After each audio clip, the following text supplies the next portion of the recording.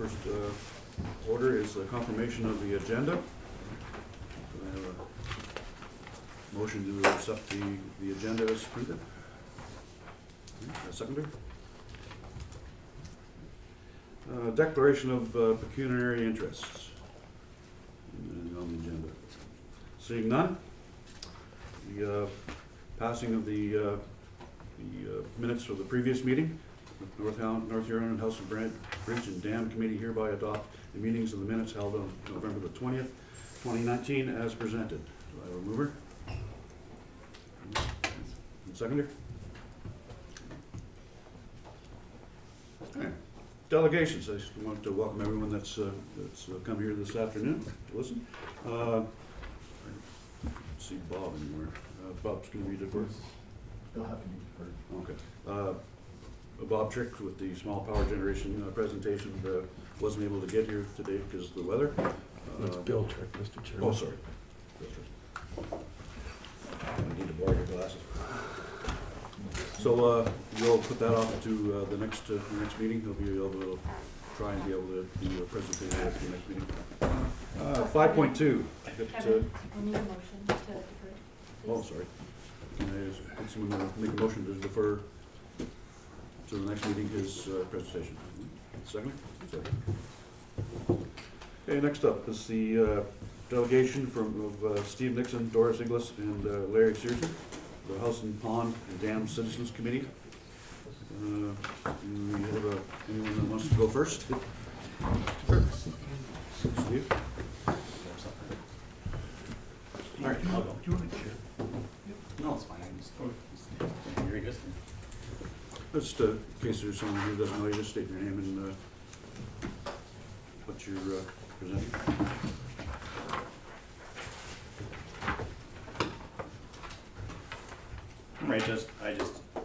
My name is Steve Nixon, I'm a real estate broker in town here.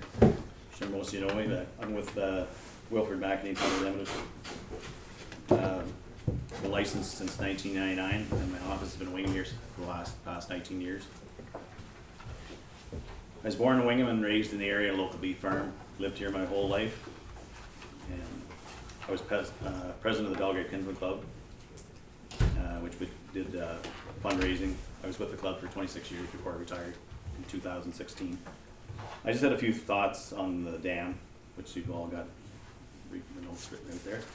If the dam was not saved and the pond is lost, as the property values, I think anything that backs onto water anywhere or views or anything, property value will still go down a bit. But I don't know, these statistics you never know until a place ever come up for sale anyway, right? So that was just one thing I had, like, and reasons to live here. Like when people come, they're looking at different things, right? Like jobs, amenities, location, distance to commute to larger centers, and what the community has to offer. I just think taking away the dam and the pond and everything that goes with it would be one less reason to live in Wingham in this area here in county. Over the years, when I've had clients come in from out of the area that have never been to Wingham before, I'll show them the property and I'll say, take a drive, take a drive around the town. First thing they always say to me is the thing that stands out than the town of Wingham is the dam and the pond, the fantastic views we have, and how lucky we are to have it. There's not very many towns that have this sort of thing. As far as the river goes itself, people are attracted to water, whether you live in Goderich and you have the lake, or you have the water here with the rivers. I mean, you get all the sporting activities, I don't need to tell you that, associated with water. Just, it's nice to relax, sit down by the water. If the dam was not repaired and we lost the pond, unless there's some serious things done there, it'd be, I don't think it'd look that great. Just trees and weeds and stuff like that. Like you can see that the lower dam part, when the dam went out there years ago, I mean, you wouldn't even know there's a river there at half the parts. And just as far as over the years, I know myself, as far as relaxing during the day, it was always nice just to grab something to eat and slip down to the river and just sit there, just relax, let the stress go away. So anyway, just that's all I had. just wanted to say a few words, and as I, we're blessed and fortunate to have such a beautiful thing in town, and I'd like to figure out a way to keep it. Right, that's everything I got to say. Thanks. Thank you, Steve. Who would like to be next? Either Doris or Larry? Hi, everyone. For those who don't know me, I'm Doris Inglis, and I'm one of the co-owners of Biax International Inc. with my husband, David. We purchased what used to be from Canada-Agra, the plant, in 1999. And one of the main reasons that we chose to come here was because it was our home. And our biggest problem as an employer, so I want to bring kind of our perspective as an employer, is trying to attract people to Wingham. It's really difficult to encourage people to come. They have to have a reason. And I think the fact that the Howson Dam is absolutely gorgeous and the dam pond is a reason to bring people to Wingham. I walk every morning, or most mornings, and one of the things I notice as I'm walking, when the dam's in, you can see the reflection of the sun in the water. It's beautiful. The birds are singing, everything is attractive. And as soon as the dam goes out, everything changes.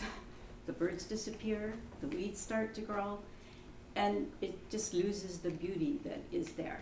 So I can hardly wait till spring to come back and have the dam back in. As I said, one of the greatest challenges in operating a business in Wingham is getting employees here. So currently, we can't even attract enough employees on our own. We have to work with an agency out of Owen Sound to help us get employees. And one of the things when we're trying to attract people here is they have to have a reason to be here. And one of the downsides we all know about Wingham is the cost of the taxes. So people will say, well, the taxes are higher, I can go somewhere else. If we've got a beautiful village, we can justify the fact that we're here, we've got these wonderful assets. If not, they're gonna go somewhere else. And so I feel if we don't have the dam here and the beauty of the river, it's one great loss to the town.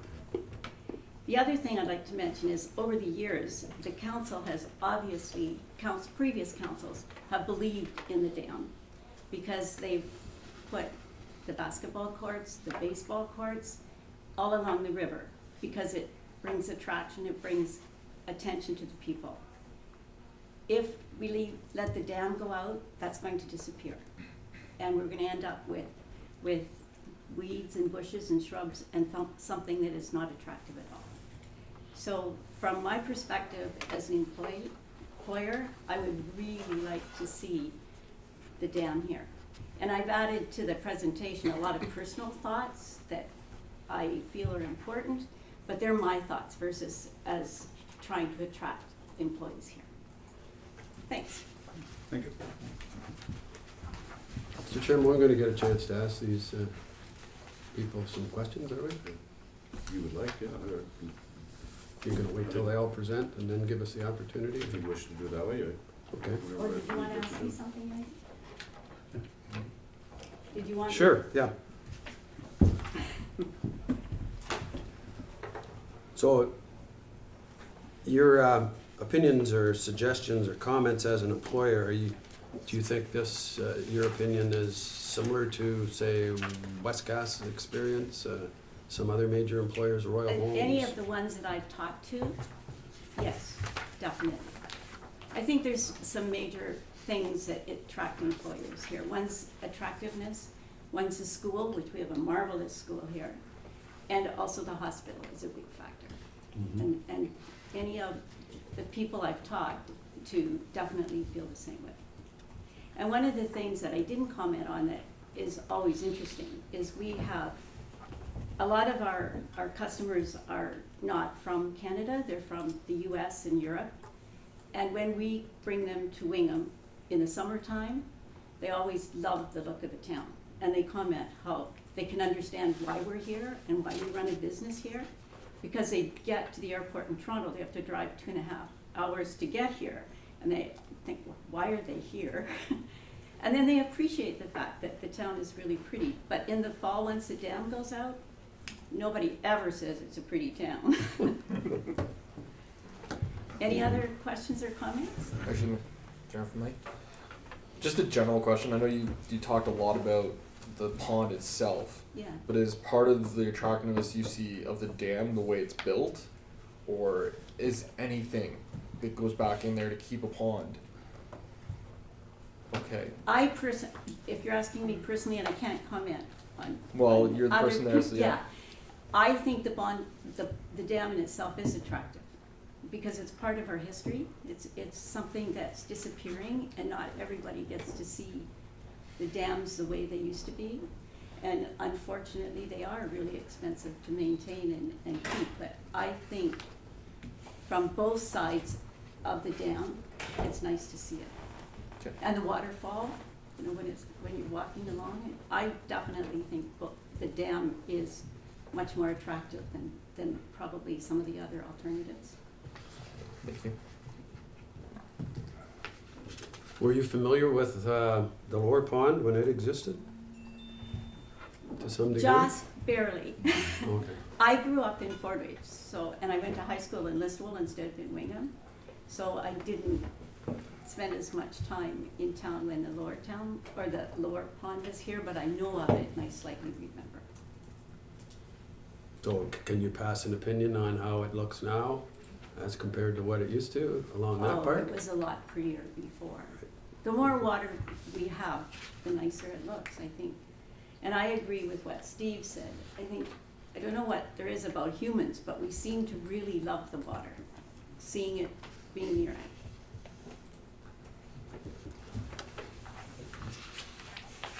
Those are my questions, Mr. Chairman. Thank you. I wouldn't mind asking Steve a couple though. Steve, if you don't mind.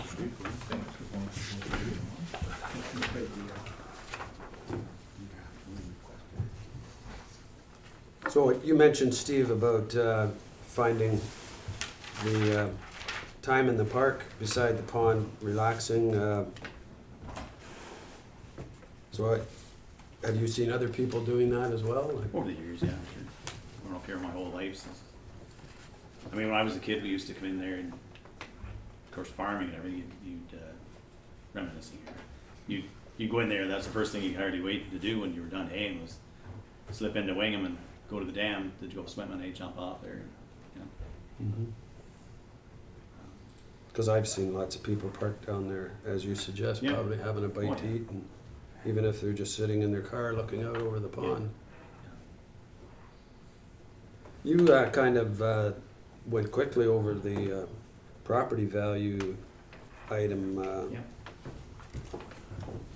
And I mean, we didn't ask you to, nobody asked you to bring any examples, but you say location, location, location. People pay more for river frontage or a view of the pond. So you're suggesting if it wasn't there, that Oh, for sure. that would have a detrimental effect on adjacent Well, properties, it's- right? Well, they'll go down in value, but, you know, who knows how much. Right. And if the taxes drop a lot, you just change the mill rate anyway, so not big. You know. Mm-hmm. Now, you've heard Doris's presentation. You agree I agree with? with everything she said. Yeah. 100%. Like I said, I think every town has an identity, and to me, that Howson dam and the pond, along with some other things too, but that's the identity for Wayne. It really is. And you were familiar with the lower pond, you said? No, I just knew it was in there years ago, and it was an earthen dam or something. When Okay. Those are the questions I have for Steve. All right, thanks, Dave. Okay.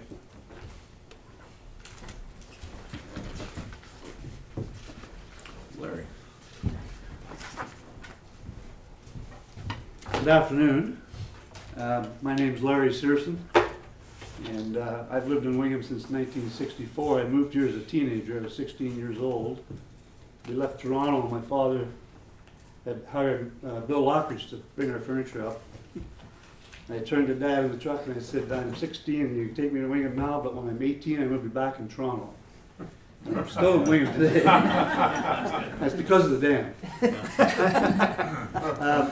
Bear with me, I've had a bad cold for the last 2 weeks, so I might break into a coughing spell partway through this talk. And the other thing is that I had very little time to get this ready, so I doctored it up a bit, wordsmithed it, and added some pictures. I wouldn't mind if you take the doctored up copy of this, if you could pass those around. So I was going to talk to this past, present, and future of the dam, and you brought up the old mill pond and the lower pond of the dam. I can remember back in the late 60s, I think it was, when we dredged that whole pond down there, and the purpose was to provide a small lake for the trailer park. At that time, that park was very prosperous, very busy, attracted a lot of people into town, and I think it's been deteriorating since that dam went out. It doesn't have the attractiveness that it used to have, or the recreation that it used to have. I think we all know the biggest part of the history. When I came to town, one of the big events in the summer was the water show down at the pond.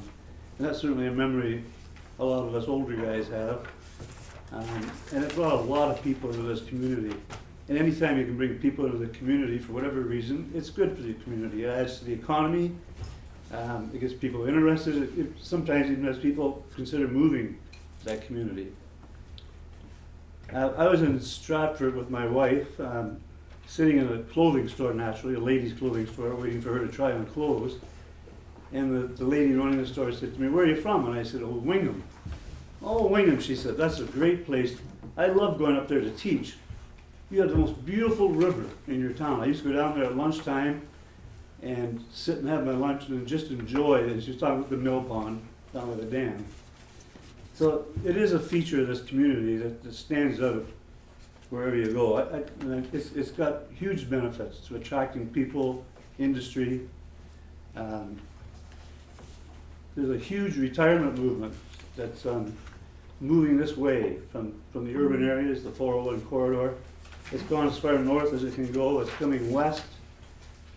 Port Elgin, Southampton, Grand Bend's already expanded, 10 times what it used to be. And there's an opportunity for North Huron to attract some of these people that are moving this way. I think the dam is a part of the package that supports, makes it a better place to come and live. And we have a good school system. We have 2 schools, 3 schools here. We have our community center. And the dam is just an added piece of beauty and recreation that would attract people to Wingham. And I think there's an economic advantage to making the town attractive and having some growth. We have people working on a development to the east of town, and there's room there to bring people in, and it would help our tax base. It'd be all around a great contribution, I think. So I think a lot of what I've said in this write-up is similar to what Doris has said and what Steve has said.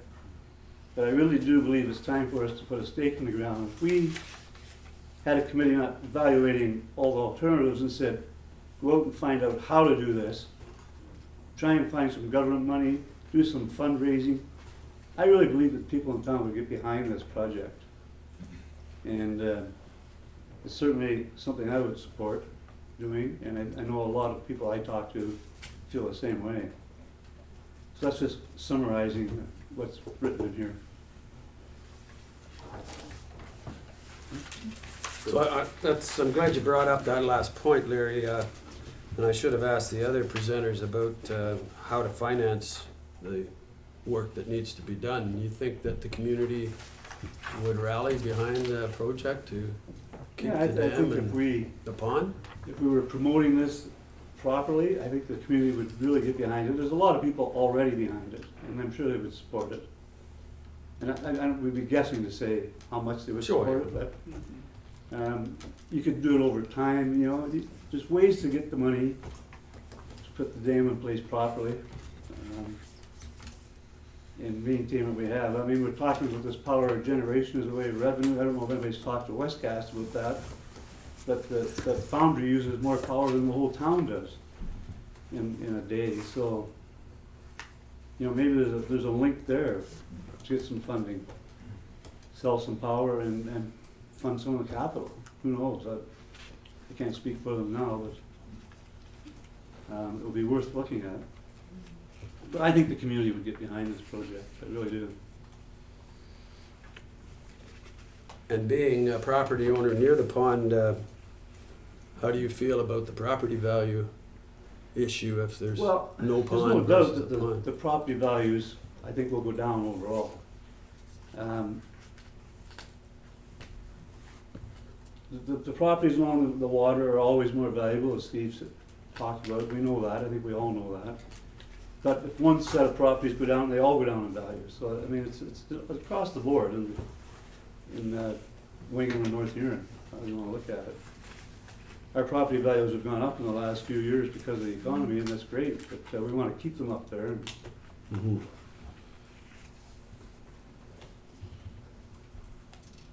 Now, when you were here in the younger days, there were a lot, I understand before I came to town, there were some pretty significant activities on the pond in the way of water Yes. skiing and Yeah, the motorboat. sportsman had a ski jump in the river for years. I forget when it was taken out now, but there used to be a lot of power boating out there. I don't know if we necessarily want big power boats out there, but No. we do want that waterway out there. And in the last, since the pond has been let go, I can tell you there's been a huge decrease in the activity out there. We used to have canoeists and boaters and fishermen, and you know, we had kids from the schools and from the camps, the summer camps, down there taking canoeing lessons. And the people from out of town would come in with their boats and kayak or canoe up the river. Now, if I go kayaking, I can go maybe 300 or 400 yards, and I have to come back to the house. because it's too shallow. It's too shallow, yeah. So So it's kind of a disgusting looking mess when it's down. I think we all.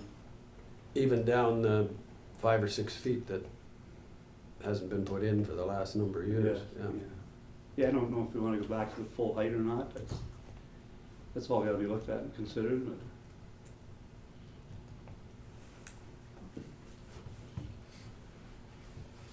Other question? Thank you. Okay, thank you. 5.2.1, Howson video, is that someone presenting that?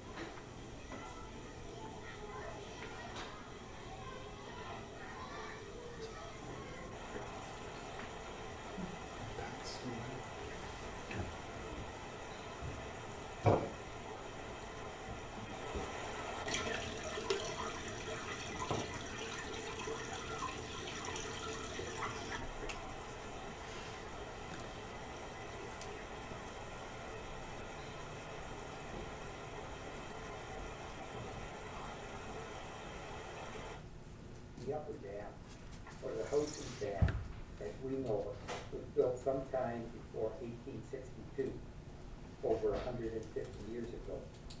The dam was built to provide water power for a sawmill on the east side of the main river, and for a grist mill or flour mill on the west side. What follows is a brief outline of the history of the dam and its importance to Wingham and the surrounding area. By 1866, the two mills had been built and were in operation. In 1878, the Wingham Water Works began using the water above the dam for the town's water needs. Because of frequent low water levels, a steam engine was installed in 1895 to provide power to the flour mill. The Howson family in 1899 bought into this flour mill business. Due to flooding, the dam washed out 3 times in the 20 years between 1879 and 1899. Again, in 1921, floods destroyed the old dam. At this time, the town of Wingham had a new dam built at a cost of about $7,500. This is the dam that exists today. Another spring flood in 1948 badly damaged the dam and the area around it. The Howson mill was struck by lightning in 1950 and burned to the ground. It was not rebuilt. Between 1948 and 2008, repairs were made to the dam. A spillway and control gates were built at the north end to control water levels. In the years between 1955 and 1966, the Howson Dam pond was dredged to make it usable for water sports and recreational activities. Below the dam on the west side, a safe swimming area and change house were developed. Today, the dam is considered unsafe. A citizens committee has been established and is working to have the Howson Dam and Dam Pond restored to its original safe condition.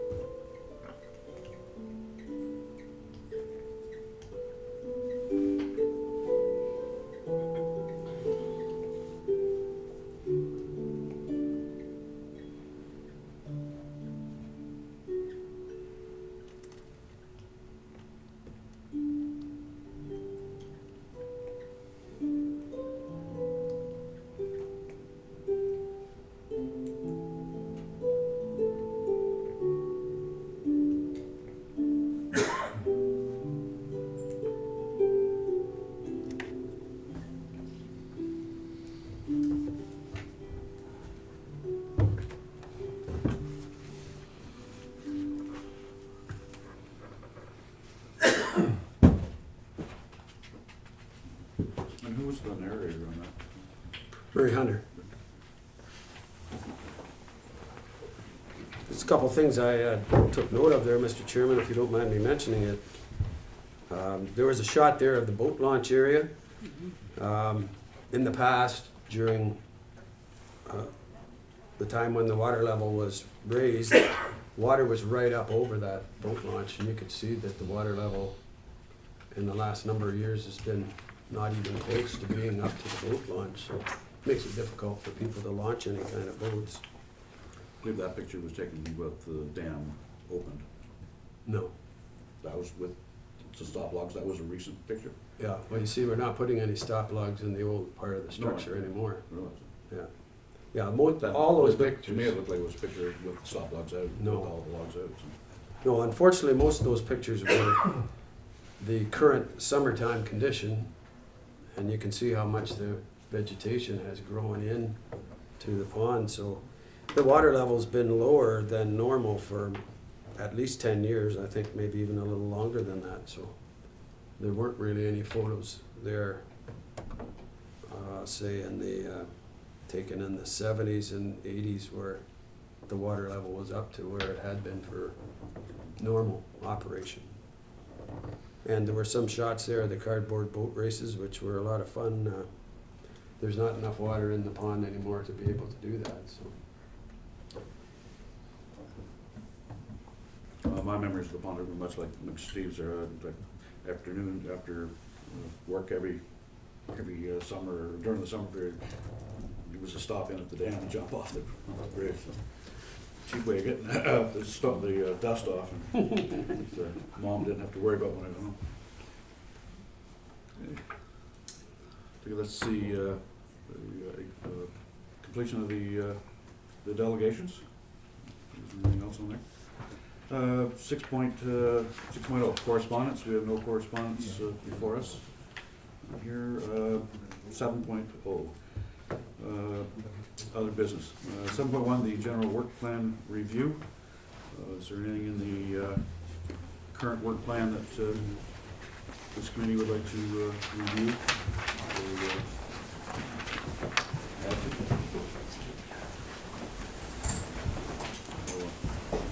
Take a short recess here as our audience participates. Mr. Chairman, I'd like to thank you very much for your attention and for allowing us to present.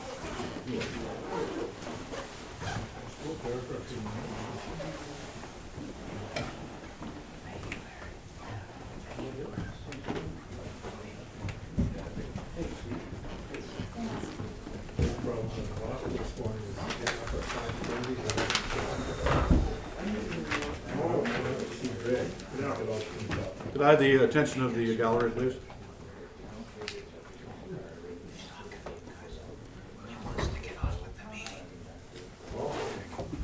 Thank you.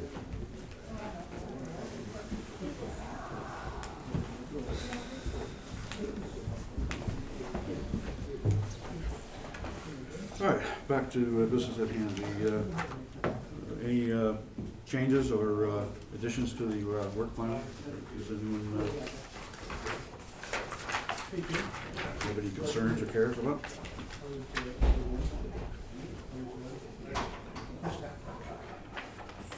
Well, you have, sir, you have to leave That that door door has to stay open. open. It's a public meeting, we can't, I appreciate that. As long as it's open so they can get in.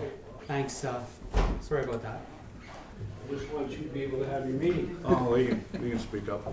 Appreciate that, but you don't want to get us in trouble, I know. Yeah. 7.2, verbal report by the Reeve or the chair, reading the meeting with the developer. So, pass that one off to the Reeve. I'm going to start with a few things. I'm going to start, it's too bad everybody left because the best part's about to start. For the Howson Dam.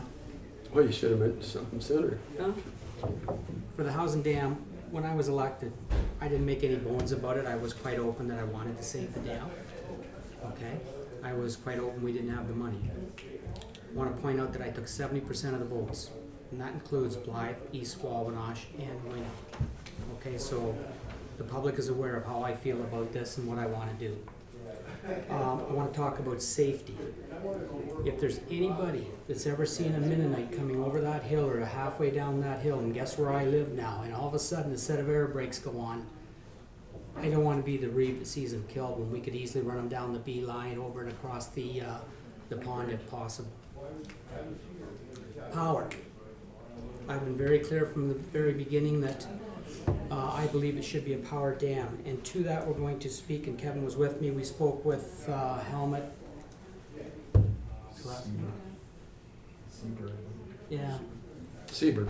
Yeah. So we met with him and we had a good conversation with him. And somewhere I did bring some notes. We had a really good half an hour conversation with him. He's involved with dams. He does that. This is his living. This is his baby. He has a company that does this. He does it all over the world. So I'm going to read to you what he sent to me in an email. Bernie, it was a pleasure to meet with you at the Bruce Energy Center office here in Wingham.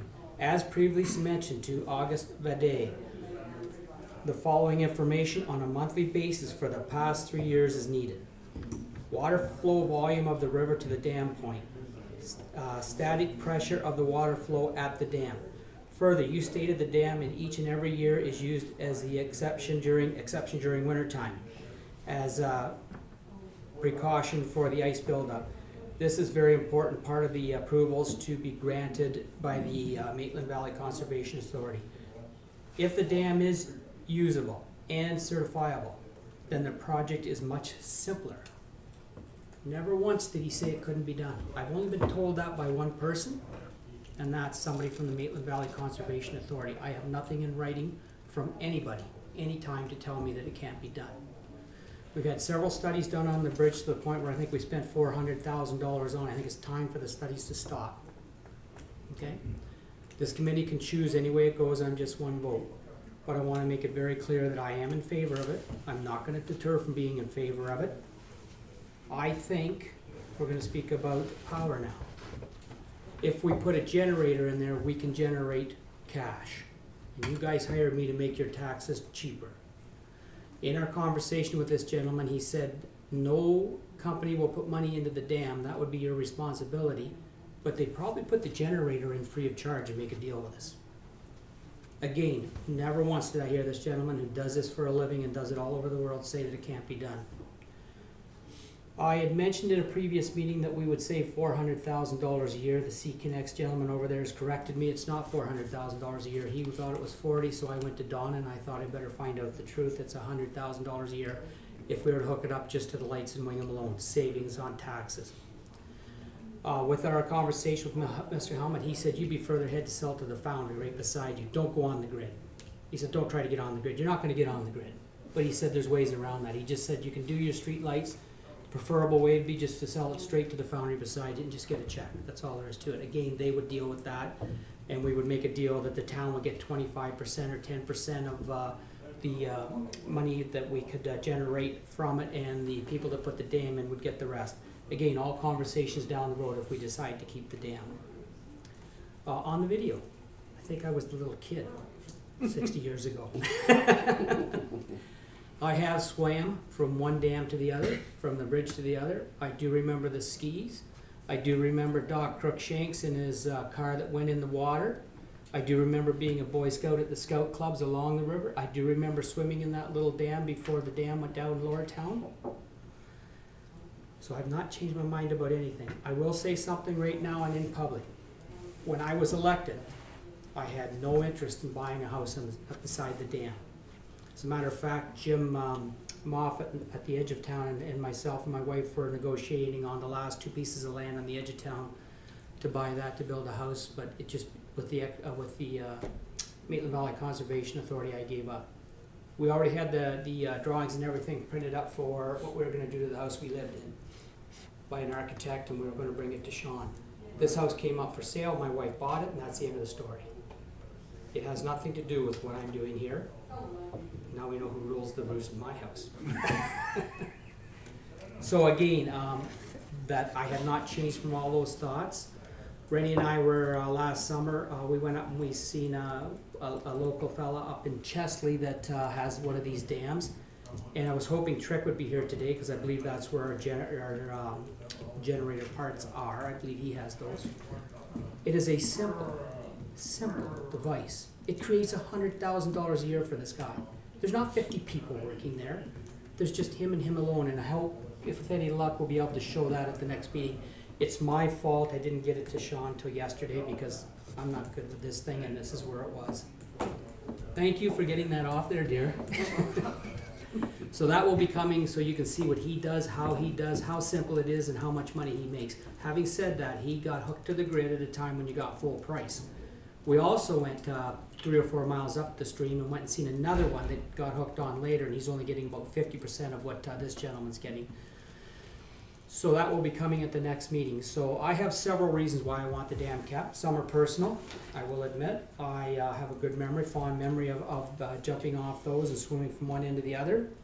The other is power, to lower your taxes.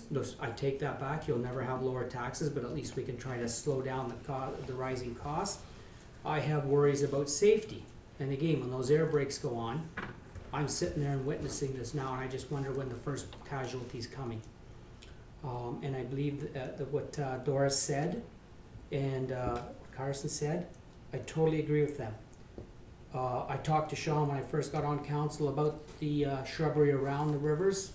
We have talked, and we're going to look into cleaning that up. Whether the dam stays in or not will be a council decision. Okay? 3 other people have to vote with me. But the way I look at that is, if you don't fix the bridge in Wingham, you don't fix the bridge in East Wawanach, and you do not fix the bridge in Blythe. And that would only be fair in our amalgamation. So I think we should all look at it from that point of view, not from that's Wingham and it has nothing to do with the other 2.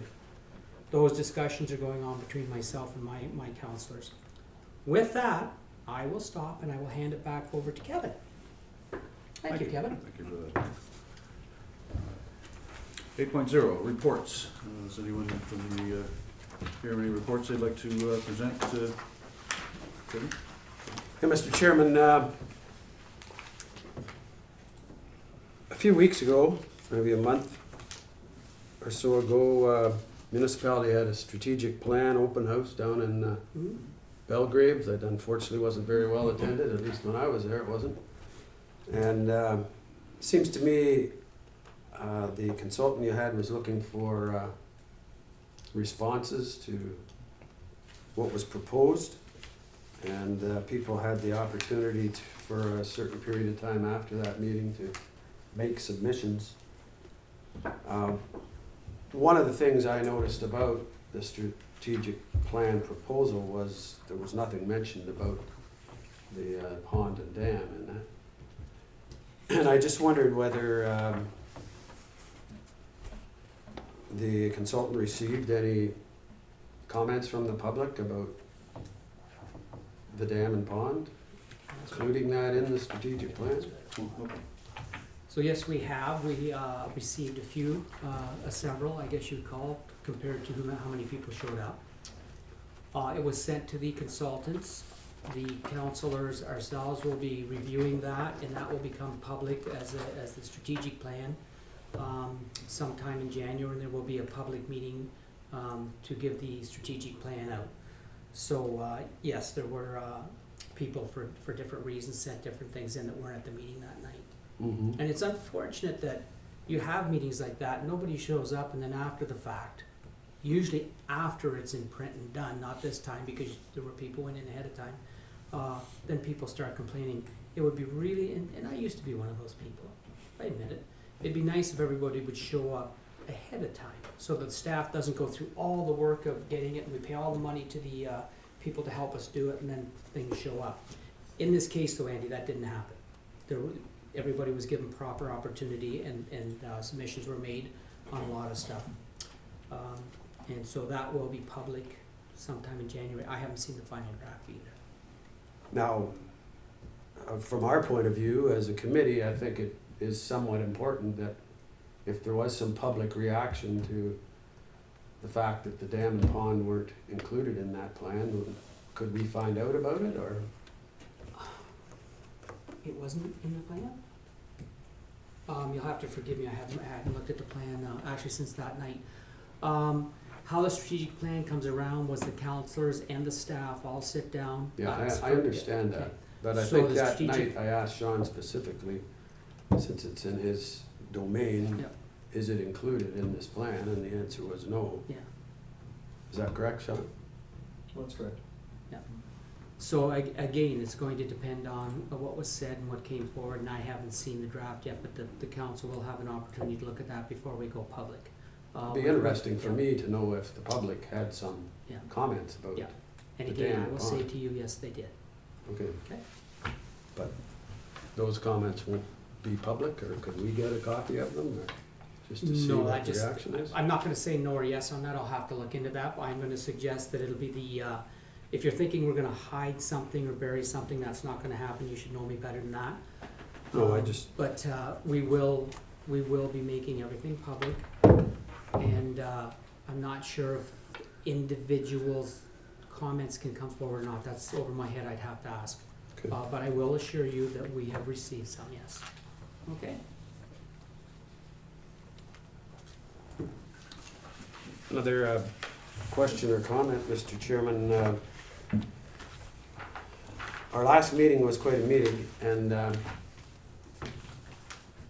one of the presenters was Peter White. And he stuck exactly to the questions, answering the questions that were posed. He didn't either take the opportunity or he wasn't given the opportunity. I don't really recall, it doesn't matter, but he didn't give us kind of his thoughts on what the possibilities were, and he sounded like quite an experienced engineer who's dealt with old structures before.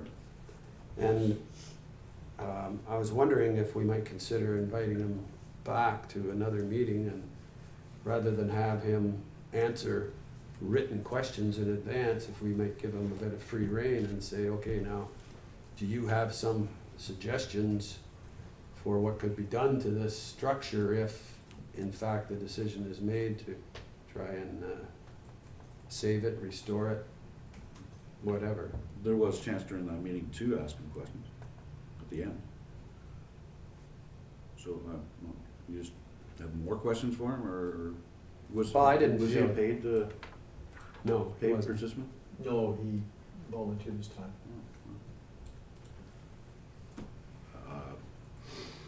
I don't know whether it's, I didn't have any other questions for him, but Mr. Chairman, is there some indication that there's more he wanted to say?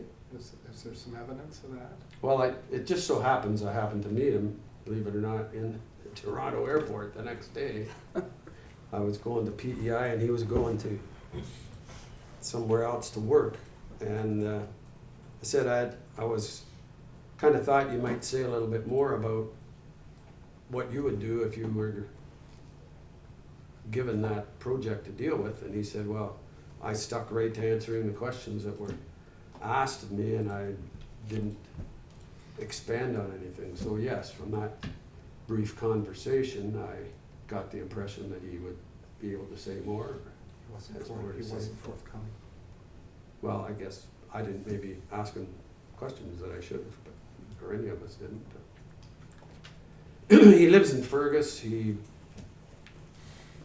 as Sean said, he didn't want to be compensated for his time. Perhaps he'd be willing to come again. I don't know what the other members feel. We're missing Mitch tonight, so we don't have his opinion. But I wouldn't mind hearing from him again and ask him some. does any of the rest of the committee have questions for that gentleman? Or? Well, if he's got some ideas that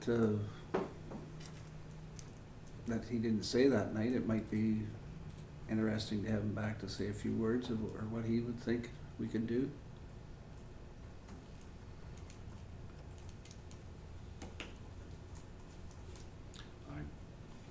I don't see any reason why we couldn't be asked to come back. Make a motion. Yeah, I'll make that motion, Mr. Chairman. Sorry, can I interrupt before we get Sure. into the motion? Yeah, are there specific questions that you want to ask him? Like, I don't want to waste this guy's time. we're just coming back to ask him if you've got set questions that you just want to ask him on top. Well, it's kind of a general question. If you were retained, Mr. White, to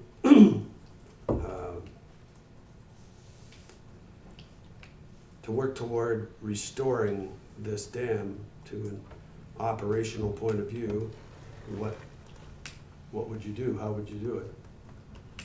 Based on your experience.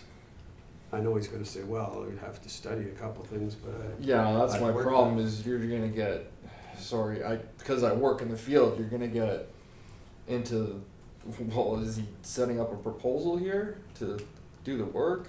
Like that's a lot of work on his part to, no, I don't think it would going that far. Maybe I misread him, I don't know. I'd be willing to phone him and ask him if he's got anything more to say. We could pose that question in writing to him, if he was to respond back to the committee, and, Mm-hmm. rather than having him come here. That would be all right, or you can go ahead with your motion whichever way you wish. Mr. Chair. Yes. Just if I can, in the interest of expediency, if it was a matter of having that general question asked, he's been very easy to contact by email, very quick to respond.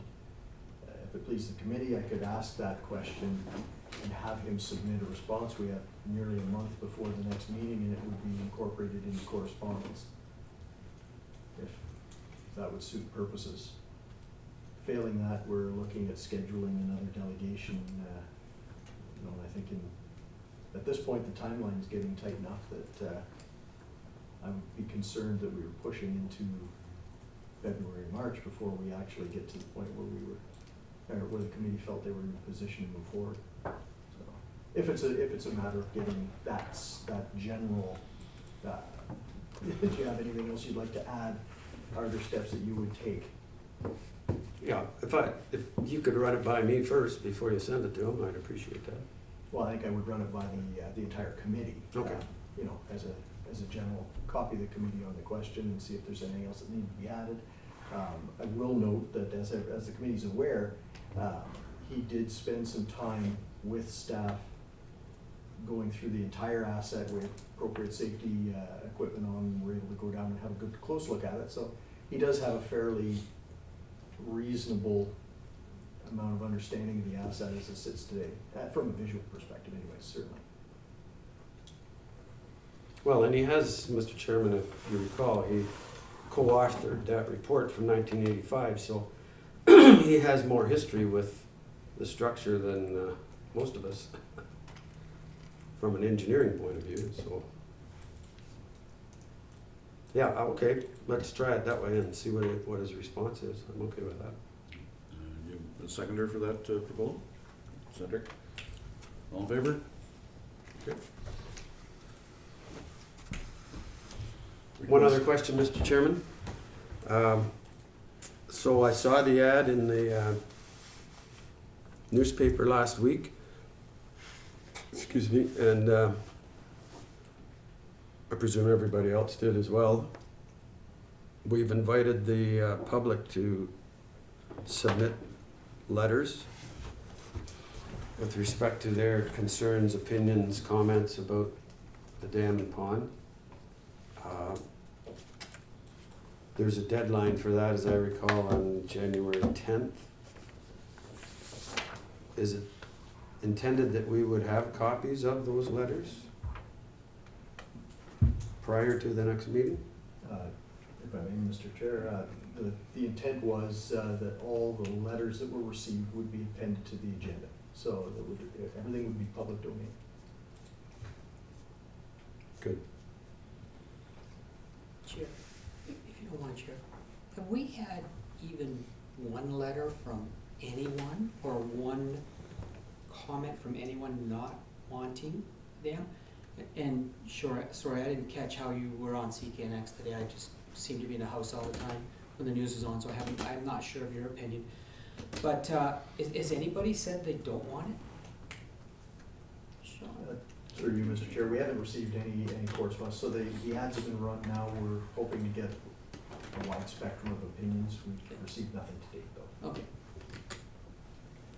Mr. Chair, certainly speaking to people, there are a lot of people who don't think it should be rebuilt.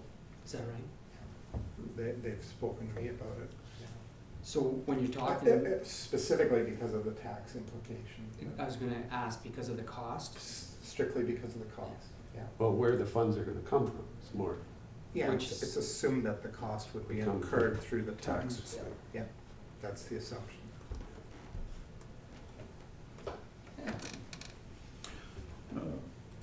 Nine point- Excuse me, Mr. Chairman, that ad's gonna run this week as well? That's correct. Last week and this week in the two newspapers? That's correct, as well as an ongoing advertisement on the municipal Facebook website and posted on the website, I believe, too. Okay, thanks. 9.0, roundtable discussions. Is there any open discussions that the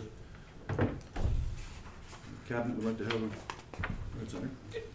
Just an interesting fact from that kind of historical video, how many times the dam had been washed out over its lifespan and how many iterations it's gone through. I know there were people that questioned the studies and how many floods, years, or whatever, but those are good reasons for doing all those studies and stuff and having it done. I personally remember watching the one in Lower Town go down. Yeah, me go too. up, standing on the bridge with That's probably with you. It's quite. That was an earthen dam. But it had control structure as well, concrete control structure, so the logs were removed. So it's kind of unique because if you look at the way that came around, it was like we just kind of built it 3 times in a row and it disappeared. And you're saying then we got to the point in society where we realized we had to just, not a bunch of good old boys building it, we had to do some structure. And since then, it's got 100 years without washing out. We've all seen the water levels there and that, so. And anything that I've heard, unless I'm not understanding it properly, is that dam is not going to wash out unless you take the weight off it.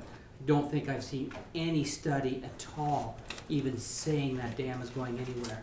And that takes me back to the costing. I don't understand an $8 million dam. It just doesn't look that good, but maybe it just has to be prettied up a little bit. Again, you know, you're right, the engineer would want to do it so that we don't spend, whether it's $5,000, $50,000 or fundraise for whatever and have it wash away. But it's, again, interesting that when all the rumors are done, and we're sitting here at this table, again, nobody has said that dam will wash away. We have been told if you take the top off it, it'll, but if you take the top off my truck today, I'll get cold. So I look at it the same way. Might get blown away. Yeah. Mr. Go ahead. Well, Mr. Chair, we did hear from one of the engineers on the report that of 50 dams that he's ever looked at in terms of evaluating whether or not they should be rebuilt or taken out, that this was the worst of the 50 that he had ever seen. Yeah. So that's a pretty clear opinion on the structure. Yeah. If you were taking it out, he never said that the dam was gonna wash away. You know, but in the report of the condition of the structure, that the top structure that's holding it down there is losing its lifespan. Yeah. And Yeah. when it fails, Yeah. then it would. Yeah. So it It's could essentially fail. built on ground, like it's sitting Yeah. on broken Yeah. concrete. So again, if you have a car and it's 50 years old and you're gonna have, and you didn't put tires on it, you know what's gonna happen to the car. So I'm gonna keep an open mind on everything. And again, I'm still saying that he's telling us we have to do something with it. There's no doubt about it. I'd like to find the contractor that built it for $7,500. Oh man, I heard that. What? Well, Mr. Chairman, that was in 1921, so What? I don't think you're going to, but when you said 100 years, Mr. Reeve, I thought, oh, but it was 1921 that it was, this dam was built. And I'd like to point out, in 2017, it withstood a 100-year rainfall event, Yeah. which is just 2 With the years. bridge on top. With the bridge on top, yeah. The bridge can't go. And with the logs in the north or west structure, But there was no logs in the main dam. In the old section? No. No, but in the new section, Yeah. no, they didn't have So you time, have- didn't have time to get those logs out. So then there's an increased flow going through there because you don't have those logs. Just There's a 100-year flow going through there. They're happening every year now. Oh, come on. deal with it on a daily basis. So yeah. You put up with guys like us a lot, is what you're saying. It's not what I'm saying. We quickly went through all of our delegations and in our timeframe that we've got for our meeting. There's quite a bit of space for the roundtable discussion. If there's anything you'd like to bring up to discuss as a committee as to going forward, as to what are our preferences, so we can at least get them out on the table and then discuss them. I think would be prudent at this time, halfway through our year of the committee. Chair, if you're speaking to what we're feeling, again, I'll repeat myself, that I'm still feeling that we should save the dam. I have not heard enough yet to convince me otherwise. I do keep an open mind. I have a counselor staff sitting right here that tell you that I will go the other way if enough evidence comes that I will change my mind, so it's not like it's in stone, but I haven't heard enough to convince me to do away with the dam. So I'll start by openly stating that. The process of repairing the dam or replacing the dam all constitute removing it as part of the process. So really the structure that I haven't seen this with the report to myself that the structure is suitable enough to just add concrete to it. I mean, if you take the bridge off, it's not structurally sound.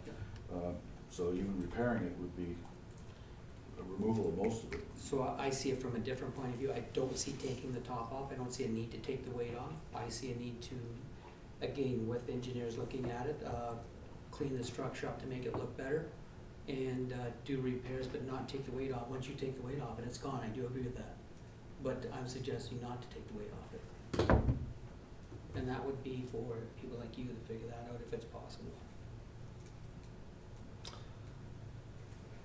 Chair, for me, like from what the guy was saying, like that is not repairable, is my understanding. That thing's crumbling from the inside out. Well, crumbling from the outside and the inside. Eventually, it's gonna be gone.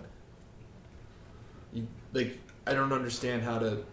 You can't physically repair stuff that's the cores they took are from the inside of the dam or inside of the bridge.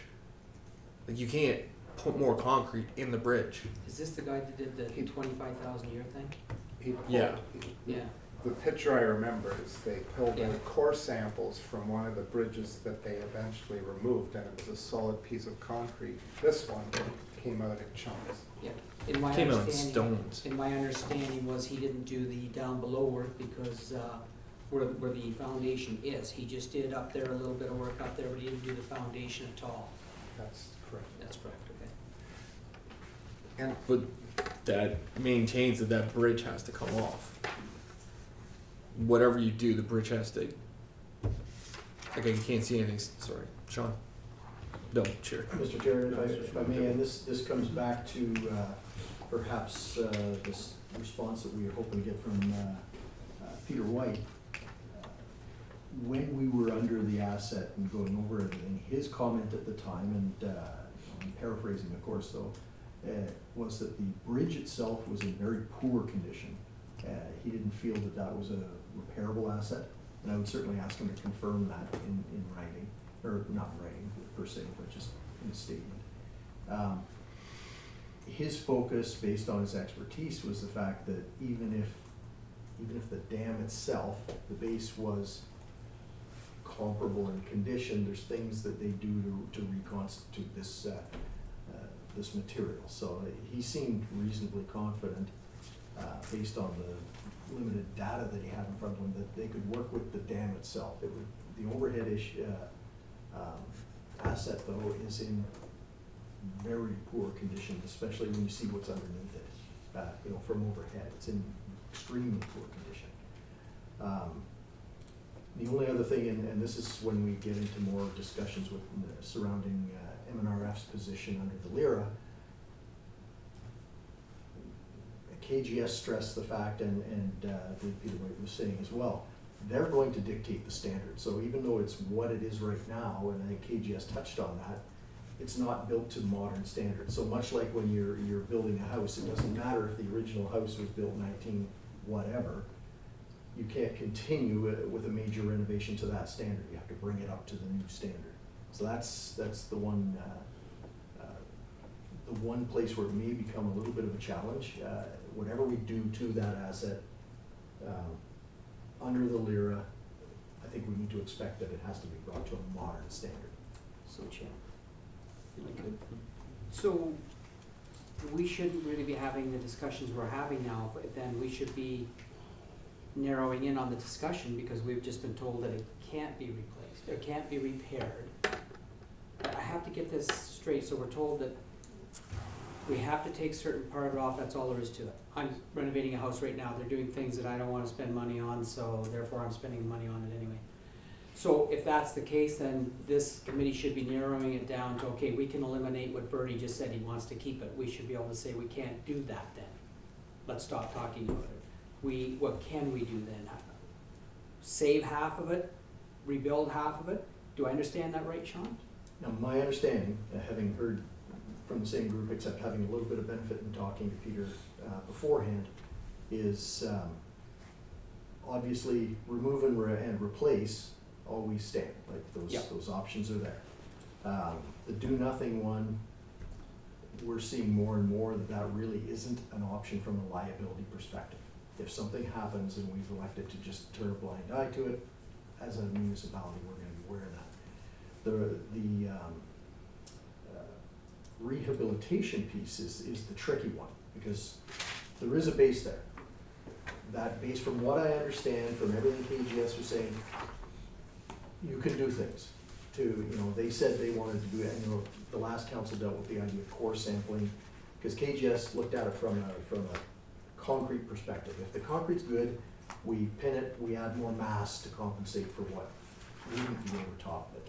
And you bring it to that wider standard. So you'll recall the table that showed the minimum factors, the stability factors that they would deal with. I don't know if that's the term, maybe.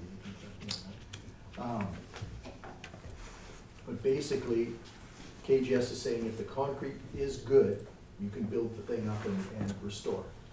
Peter White's saying, taking a little bit different approach and saying, you can, even if the concrete's bad, we can deal with that, then you can pin it en masse.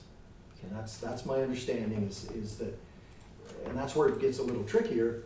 The rehabilitation, I don't believe, from everything I've heard, involves the traditional bridge that you see there because of the condition of that asset. The rehabilitation of the dam can be done.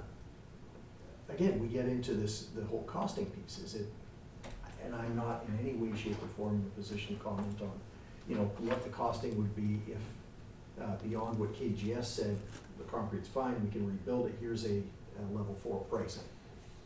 There's gonna be additional cost if a firm such as the one that Mr. White works for comes in to rehabilitate that concrete, but then it may be a cheaper option yet. So if we narrow it down at all then, it's rehabilitation, replace, or do nothing? Well, I think do nothing. Do nothing. Is gone. It's gone? Should be off the table. So then and we're right down liability. we're down to rehabilitation or replace. Those are our two options. Or sitting- remove. Or remove. Or remove. Okay, The rehab one is a tricky one though, because it's going to require input from a other entities to really get a handle on what the work looks like to do a rehabilitation. But regardless, I think you are looking at the removal of that bridge component. Mr. Chairman, I think it's important to know though that I think the assessments that have been made on the bridge have been all in the spillway section, not in the north part of the dam. That's correct. The north part is fine. To the best of my knowledge, nobody's looked at the north portion. It's fine. It's much newer. And Yeah, there's no evidence of decay or anything like that. correct. It's not going to stay that way.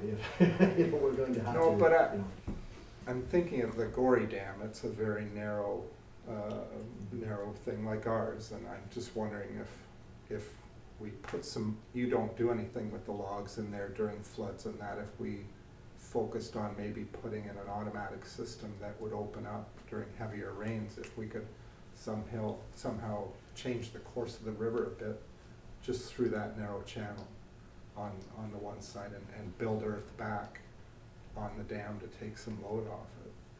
I would expect that, through you, Mr. Chair, I would expect that anything that's going to be done in the future, if it involves some sort of an obstruction in that waterway, there will have to be some automated control, as opposed to what we're doing.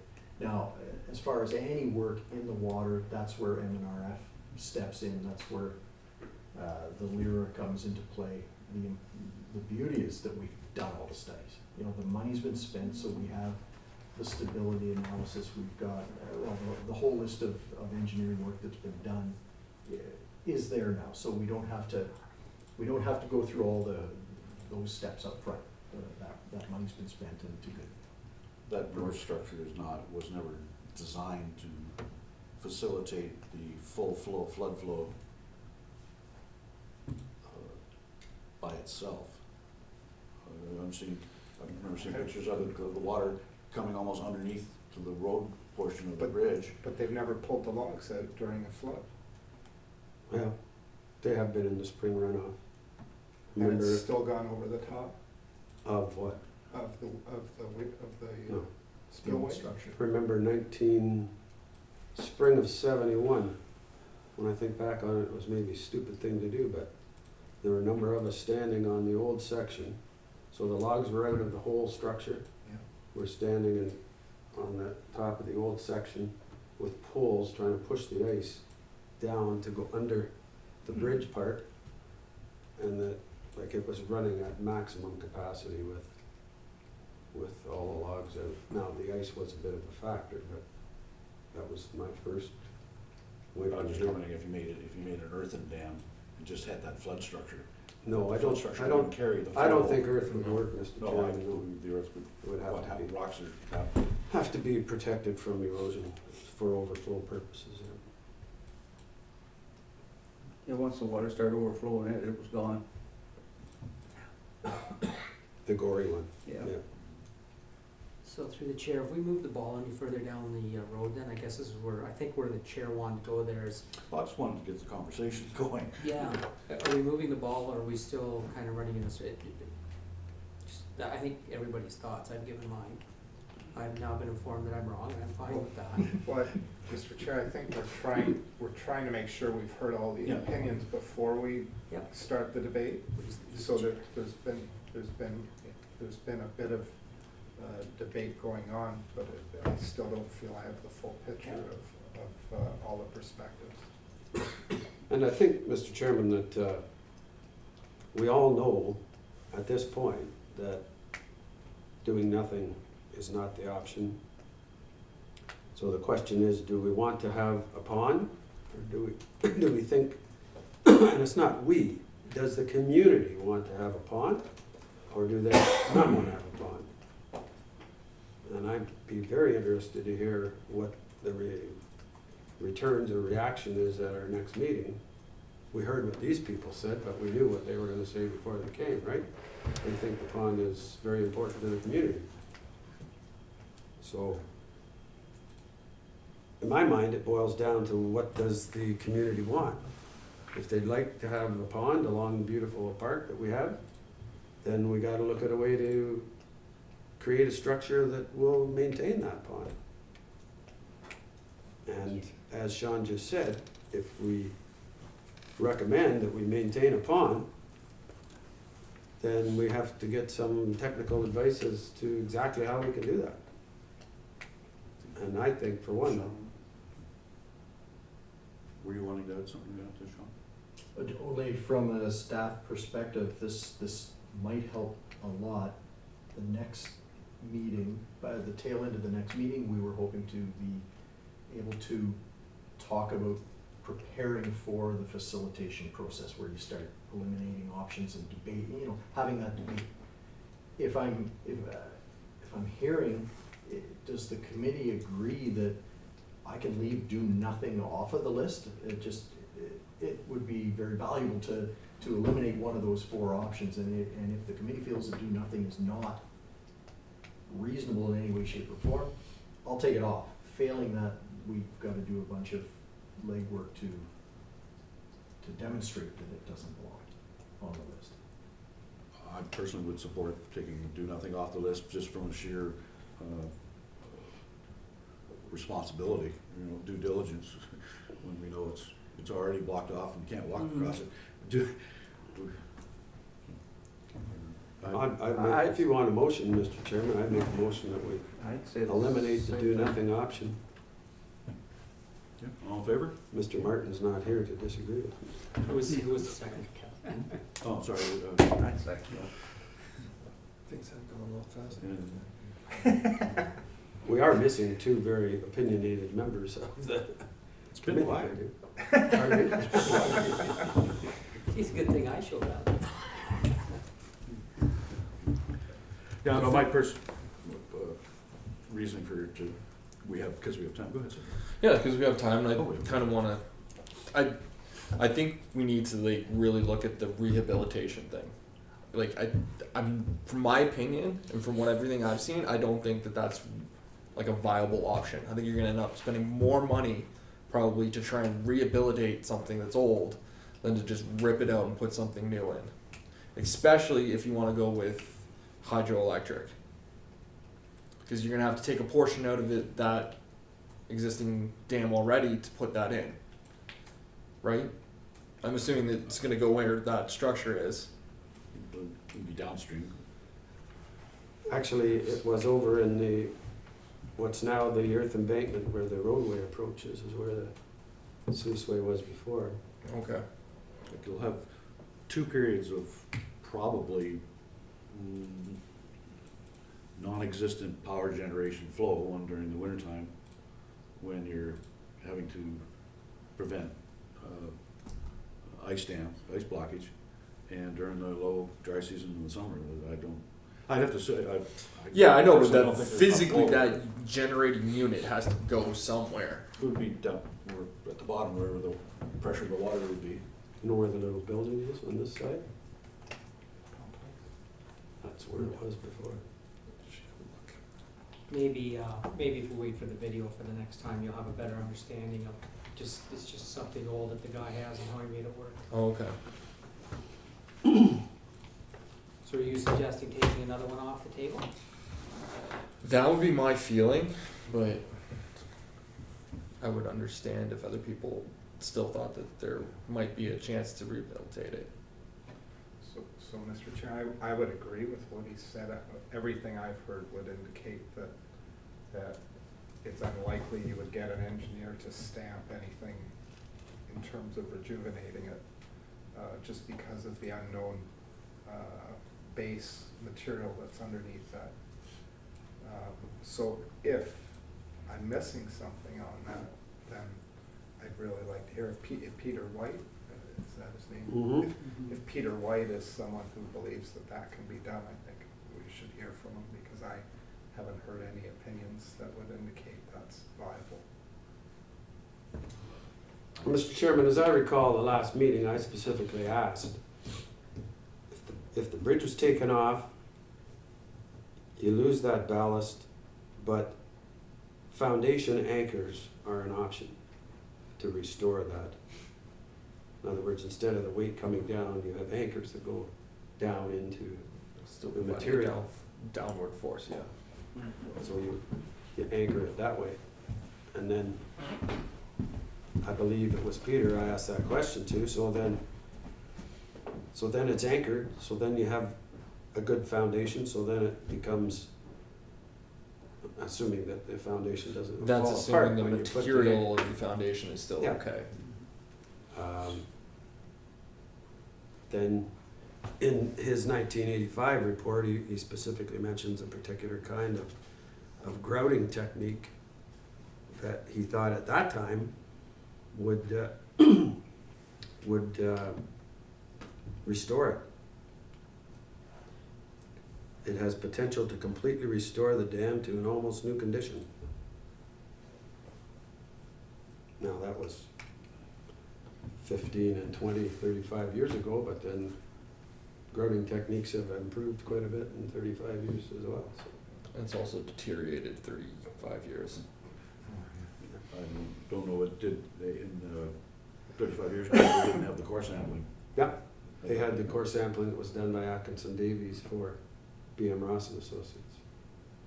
And they, Mr. Chair, the one that rings in my head was the KGS engineers saying, though, that there were several dams where they undertook to rejuvenate it, got into it, got in, the core samples looked good, got into it, and got far and couldn't do it, and ended up having to tear it out. And then his final statement was, and those dams were in much better shape from the core samples than what we saw here. The one here was the worst they had ever seen, so. I didn't get a feel that any engineer would step up on that. So again, if there's someone that will do that, then that's missing from my picture in my head right now. Jimmy? Sorry, just to add, it wasn't just the core samples, it was also the visual inspection of all the piers and everything that, my understanding is the piers are part of what was built for the dam itself, right? Not the bridge structure. So those piers are in tough shape as it is. To suggest that the foundation is, which would have been built at the same time, is any better. Well, those samples came out of the piers, did they not? Some of those samples Not the did come out. foundation. correct, Correct. the recent ones. Yeah. But what I'm trying to say is those piers are probably maybe not completely reflective of what the foundation's made up of, but they should have been built at the same time. But they've been subject to the freeze and thaw, whereas They the have. foundation hasn't.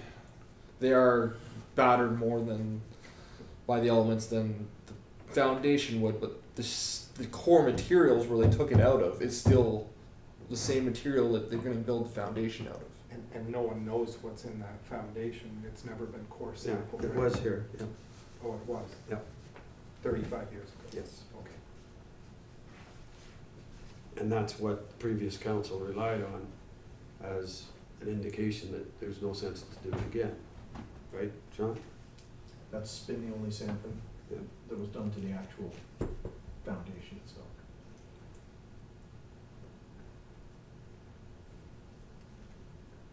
So, through the chair, so is that what's needed to decide?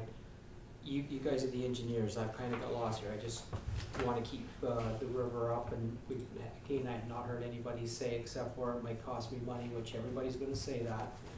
And then after it's done, they'll all have their families there taking pictures at a wedding. So, let's keep this all in mind and in perspective.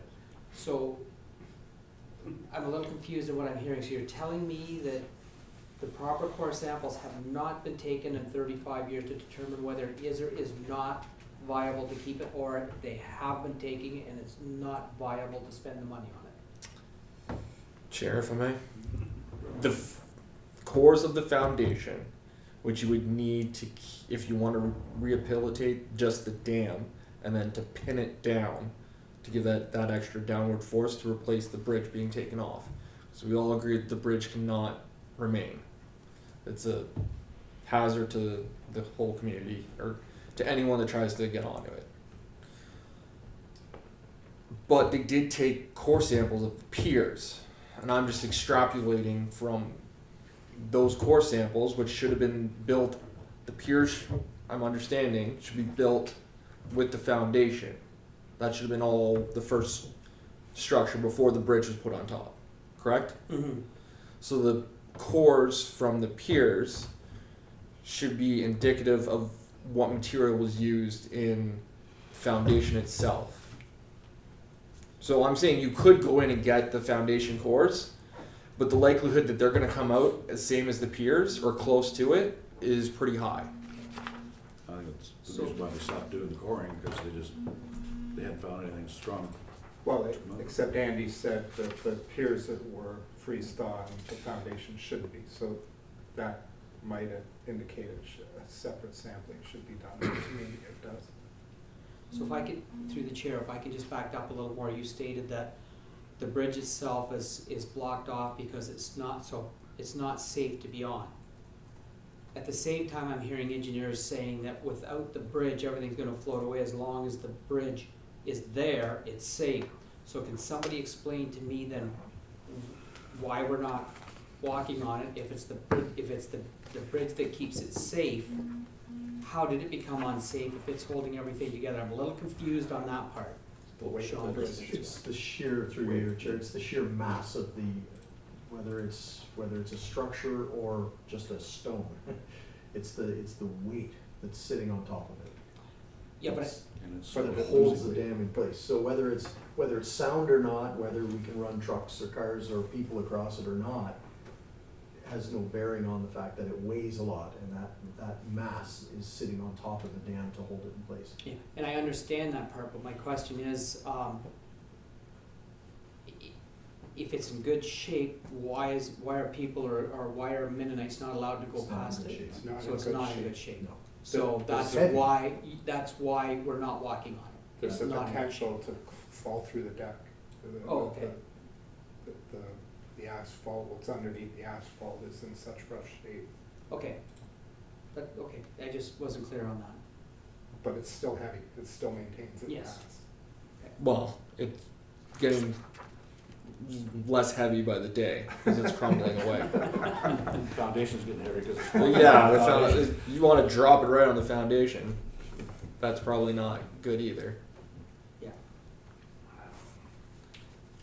And any other use for the dam going forward, if there is hydroelectric possibilities, I really doubt any company would go forth reusing the older portion with the reports that we've got and putting a structure below it.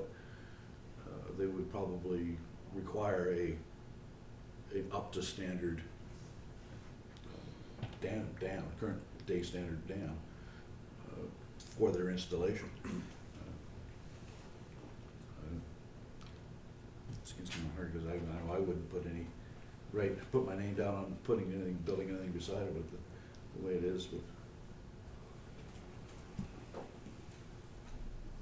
Well, Mr. Chairman, I think this discussion actually leads directly to my suggestion that we speak to Peter White again, because I think he'd have some answers for us. Given an An open book, yeah. open question to answer. Open-ended. Open-ended, yeah. Because I'd suggest you reread the Brampton Mining Report, especially the parts about old concrete and the proper way to core it, and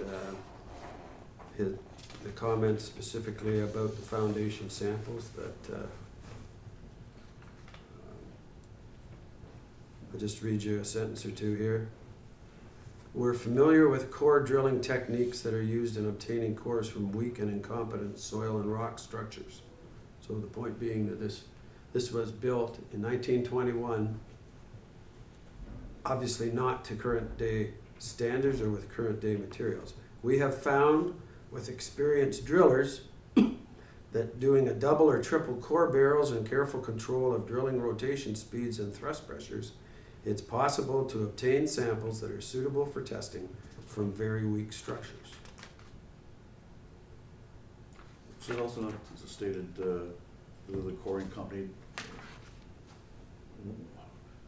didn't want to go underneath the structure to do the coring just because Due to conditions at the time, it was nothing to do with a fear of overhead risk or anything, it was just we had had a whole bunch of freezing rain and that, and it was horribly treacherous to get. You could get within eyesight of it, but you couldn't get to it because of the ice and the conditions. So they just didn't have the methods to get the equipment down in there. Felt they were putting their. Mr. Chairman, I do remember the engineers saying though, once they got under there though, that there were significant concerns about being under there in terms of safety. But That they that's a very good point. They didn't want to be under there. Yeah, they, now, knowing what they know now, they wouldn't want to be under there, but at the time, we couldn't even get to it because of the ice conditions. Yeah, that's, even Peter White, his observation when we were under there was that it's in very poor condition overhead, which is, I fear. So I'm getting the impression that a definitive answer on rehabilitation kind of hinges on coring the base and having either having similar results or better results. Mr. Chair, I would say what I've heard, at minimum, it would require that. It would probably require a lot more assessment of the To consider of the rehabilitation. structure. They've got 3 core samples, as I understood from the peers, so I think they would want to do a lot more. Oh, Sean. At the time, just for background information, the last council looked at these options, and KGS at the time said to do the sampling in the spillways, they needed approximately $22,000 at the time. And the council then said, well, no, we're not going to spend that. So under the Fearing they'd come up with the same results as they already have, or? Well, it was a timing issue as well, so they said, yeah, you'd have to go back and listen to the minutes, but they said we've spent a lot of money on the asset. They felt that they were gonna see the same results based on the Atkinson-Davies findings from '82, so they opted not to do any more core. Through the chair, is there any money left in what I call the Carter money? Is it all gone? Like, are we just wasting our time because there's no money to do this? Through you, Mr. Chair, I believe there are some funds in reserve for the asset, but I have to get the numbers from our treasurer to get the exact amount. Just playing devil's advocate here, if a request for proposal, any company that would be going to do a bid on either building or repairing, would they not have to do their own coring to figure that out? Just wondering how that, or I don't know how they would make their determination. Would they just take all I the, don't think I can everything answer we've that. got? If I may, Mr. Chair, if you were to put out a proposal like that, you'd have to specifically say that if you want to repair it, the foundation needs to be investigated before a design and repair is completed. And then you just, instead of upfronting the cost for it, you're putting the cost on top of the reconstruction of it itself. As a simple comparator, when we put the tender out for Carling Terrace, we invited contractors and did a number of test pits up the street so that they knew what kind of substrate they were dealing with. So, it's a very vague comparison because it's a road application, but there was definitely some data that they required in order to put a bid in. So in another case, you'd have to, as you said, work backwards. Just with all of the reports that I've heard them repeating, that rehabilitation would still require more information. I hadn't heard anybody that said that they got the 85 report saying that the technologies for barging and such, but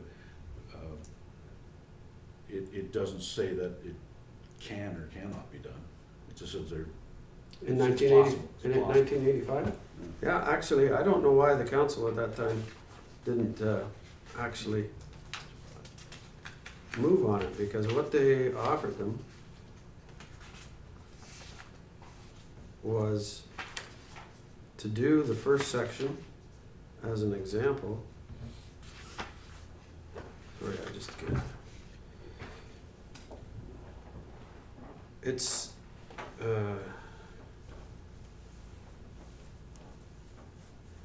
restoration to an almost new condition could be effected for a fraction of the cost of replacing, and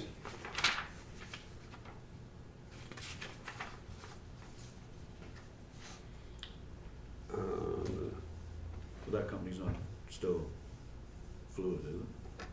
not that particular one, but a similar one. So maybe They offered to do a section of it to show the council at that time. So what maybe they we're could do. going about this all the wrong way. Maybe we should be asking companies to come and say, you tell us how much it's going to be to rehabilitate or repair, and what's your suggestion? Am I understanding you that? Is that the way it works? Like, maybe we're going about this completely backwards. Maybe we should be calling 3 firms and say, come in, price it out. How much would it be to rehabilitate it? How much to replace it completely? And then we move forward from that point. Are we doing this backwards? Well, maybe, Bernie, but I think, as the chairman's pointed out a couple of times, I think it's our mission to recommend to council Course of action. remove, restore, replace. And I think in order to be able to do that, as I said earlier, we need to know what the community thinks. If the community wants to have a pond along the park area, then Well, this committee was struck as voices of the community. yeah. So we need to make sure that we're doing what the community wants. So if we recommend to council that somehow a pond should remain, and based on what we've heard, let's look at restoration of the existing structure as the first. We've heard from the community. So we're just here today.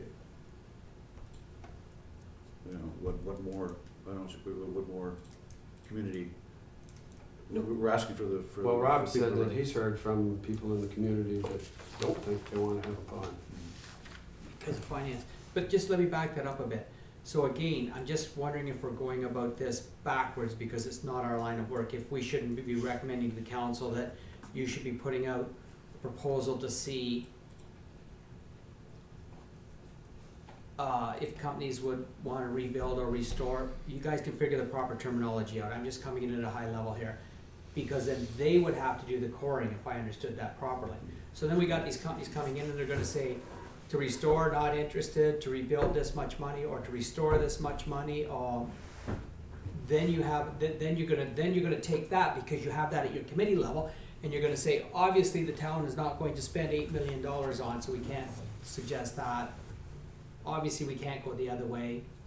Something has to work here. I'm just suggesting that we're spending a lot of our money, $80,000 in the last 5 years, doing core samplings, when I just heard somebody say, a company will do that for us to tell us how to move forward. As part of their proposal, they need to know that, therefore they would look at That it. was a question. It It is- wasn't a comment, that was just a Oh. question I had. Would that Sorry. happen? Yeah. When I said that, you'd have to put that out for proposal, and if awarded, then they would go in and do the core samples, and you'd still get charged. It would be part of the price. It's just that instead of you doing it and finding out what, and having like an independent almost contractor do it, and then saying, okay, well, we can't rehabilitate it. Then you put out your proposal to have it replaced or reconstructed. So, Mr. Chairman, when we did the school, turned it into the medical clinic, we did core samples all around the property before the parking lot went in. And that data was made available to all the people quoting the parking lot, so they knew exactly what the substrate was underneath it for it. So you generally, my experience is you do that work. You're gonna pay for it anyway. You wanna make sure your quotes are apples to apples and working off the same base data for the sampling. Okay. It would be better for the town to do that, in my opinion. Okay. So we're the information from the studies that we've had done up to this point, are we saying they're all non-conclusive, or, you know, is one right, one wrong? I mean, there's three different opinions coming out from the, Mr. Chairman, I would say from my standpoint, I haven't heard any evidence that rejuvenating the dam is feasible, unless you look back to a third of the life ago in the dam, some samples that were done then. So I'd like to hear some current information that someone thinks they could do that. So I think Peter White might be the guy to talk to. I'd love to hear that. I don't believe I've heard that. do we want to rescind that motion of it verbally to amend it to have him here in person then? Is that what I'm hearing? Sure. Yeah. Okay. Can we, I'll second that. all right, Andy and Reeve, all in favor? Getting here face to face. Good, let's get some serious conversations going now. Because I agree, I haven't seen anything in the, at least in my take on the reports. Anything that would secure me in thinking that the 100-year-old structure that, with the coring that's been done, is going to be in any better shape. And for the next 100 years, if you're gonna spend money on it, you might as well have the structure that's gonna last another 100 years, rather than putting a coat of paint on the fence.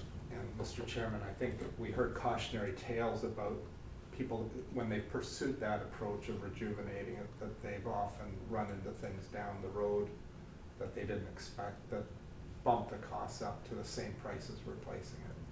That was what I heard. Yeah, because eventually it's going to be the people's money. You know, it's not coming out of our pockets personally, or we're not.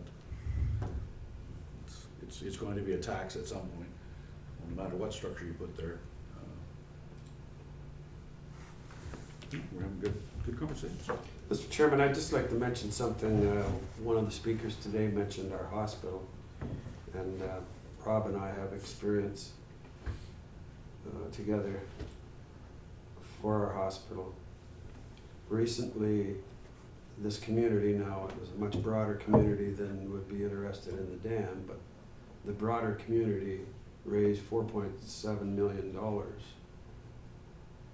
strictly from donations for improvements to our hospital. I'm involved with a service club that has enjoyed the generosity of this community for 69 years through one particular project. So the community is generous and is willing to support something if the majority of the people want it. So I think that's something we have to keep in mind. And that's why I keep saying we want to be sure the community wants it, because if they do want it, then I expect that they will contribute to financing it.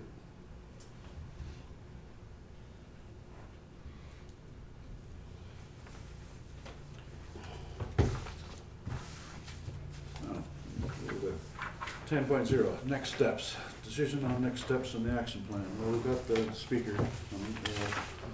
Next meeting we have the letters, or we haven't had any delegations come forward, have we? So. Oh, we'll have Field trip. Bill back.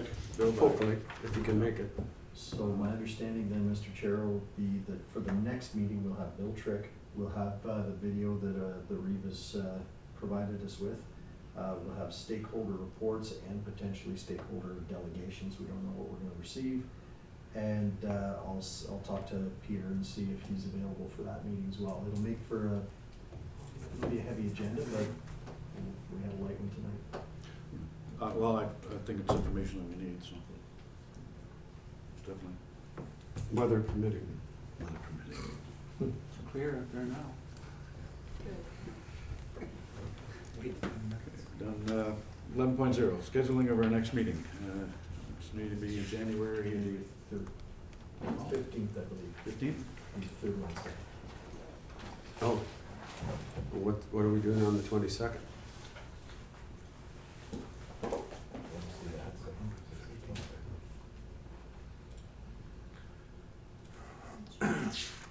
what are you referring to? I believe the information that I'm going by memory, I don't have it in front of me, but it said the presentations by the groups would be on the 22nd. You're absolutely correct, it's 22nd of January, so it's actually technically the 4th. Fourth. Wednesday.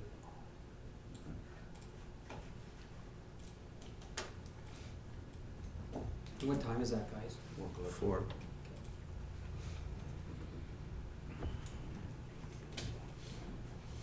Okay, next, 12.0, adjournment. The North Huron Howson Dam Bridge Committee agrees that there be no further business before this committee, and the meeting will here be adjourned at 5:50. Andy, and seconder? All in favor? Thank you, John. That was a good discussion. Yeah.